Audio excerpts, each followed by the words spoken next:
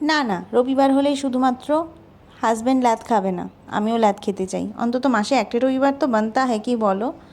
তাই আজকে আমি রান্নাঘরে তালা মেরেছি। আমার চাই একটু বাইরের খাওয়া দাওয়া। নিজের হাতে রান্না সবসময় কি আর ভালো লাগে বলো? তাই বেরিয়ে পড়েছি একটা রেস্টুরেন্টের উদ্দেশ্যে। এই রেস্টুরেন্টে আমি আগেও এসেছি, তাই অভিজ্ঞতা আছে। খাবারের কোয়ালিটি ভীষণ ভালো, কিন্তু অ্যাম্বিয়েন্স অতটা ভালো নয়। যাক, একটু মেকআপ গুজে বরকে টানতে টানতে নিয়ে বেরিয়ে পড়েছি। যাক, বেচারার মুখে একটু হাসি ফুটেছে, হয়তো আমার ওপর রেগেও আছে, আর যাক হাসি ফুটেছে। ওই যে দূরে রেস্টুরেন্টটা দেখা যাচ্ছে, আউজি খাউজি, নামটা কি সুন্দর না? এই রেস্টুরেন্টে আমরা এসেছি আজকে। রেস্টুরেন্টটা কিন্তু অ্যাম্বিয়েন্স হিসেবে একটু ওল্ড ফ্যাশন, কিন্তু খাবার জাস্ট অসম। তন্দুরি টিক্কা দিয়ে শুরু করলাম, আই থিঙ্ক তন্দুরি টিক্কাই ছিল।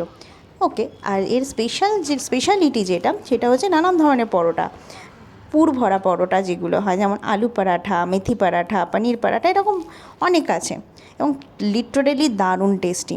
তো আমরা এই পনির দিয়ে শুরু করলাম স্ন্যাক্সে, স্টার্টারে, আর মেইন কোর্সে চলে গেলাম এই থালিটাতে ছিল ডাল মাখানি, পনির বাটার মশলা, গোলাপ জামুন, আর ছিল রায়তা, আর এক্সট্রা ছাঁচ নেওয়া হয়েছিল।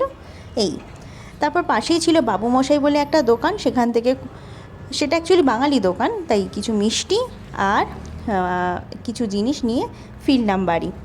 চলো তোমাদের দেখাই বাবু মশাই থেকে কি কি নিয়েছিলাম, এবং সেটার ভিডিওটা রাতে আর পারিনি, সকালে করেছি।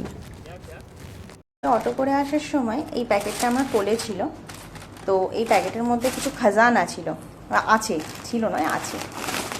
প্রথমত আছে লাল বাতাসা, তারপরে আছে কলকাতা স্পেশাল মসুরির ডাল।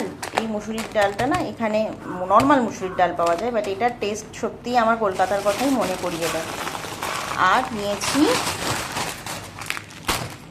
এই মুগের ডাল, সোনা মুগ ডাল না হ্যাঁ সোনা মুগ ডাল, তাই তো লেখা আছে